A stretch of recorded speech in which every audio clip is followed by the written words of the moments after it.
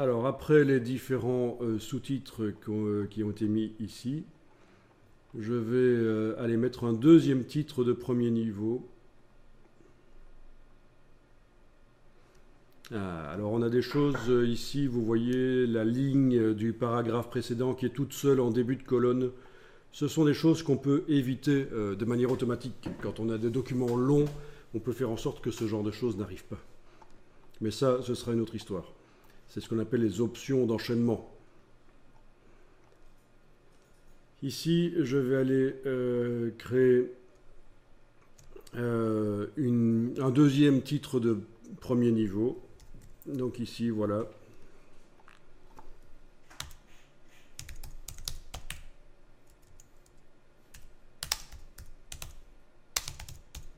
OK.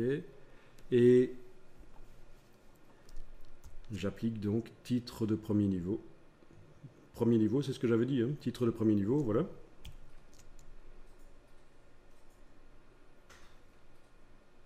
Ok, après, j'ai encore des titres de second niveau à mettre. Tiens, et là je parie que il va falloir que je crée sur la page suivante des blocs texte. Voilà, que je crée.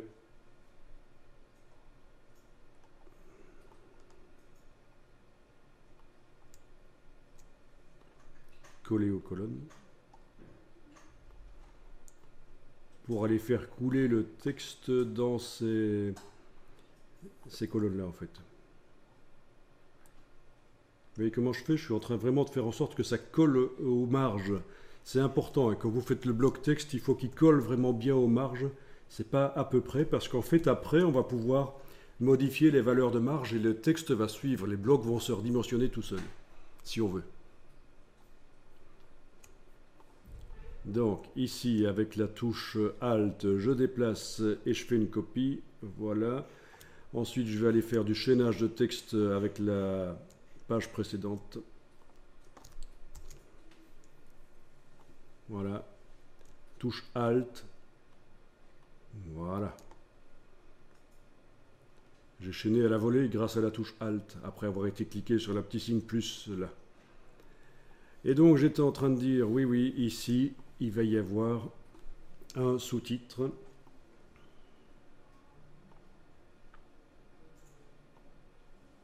Ok. Est-ce qu'il y en a encore ailleurs visible?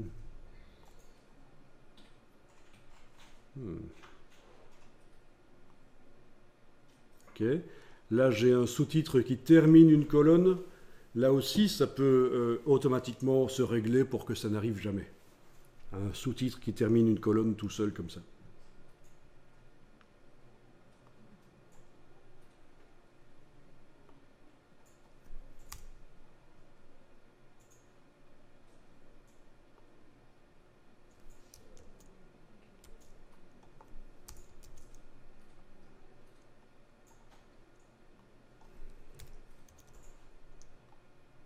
Voilà, bon, vous avez donc un document qui finalement a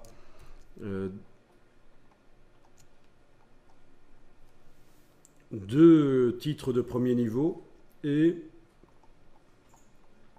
quelques sous-titres. Et on va pouvoir donc faire de la numérotation automatique pour numéroter les paragraphes. Alors ce ne sera pas très joli dans cette publication qui est plutôt sympa, mais il faut le voir parce que c'est utile pour les rapports d'entreprise. Et alors, on pourra aussi faire une table des matières automatique. Une table des matières automatique. Et là, il faudra s'accrocher parce que c'est pas que ce soit compliqué, mais ça demande de la souplesse d'esprit pour arriver à voir comment ça fonctionne. Ça demande, oui, de la concentration.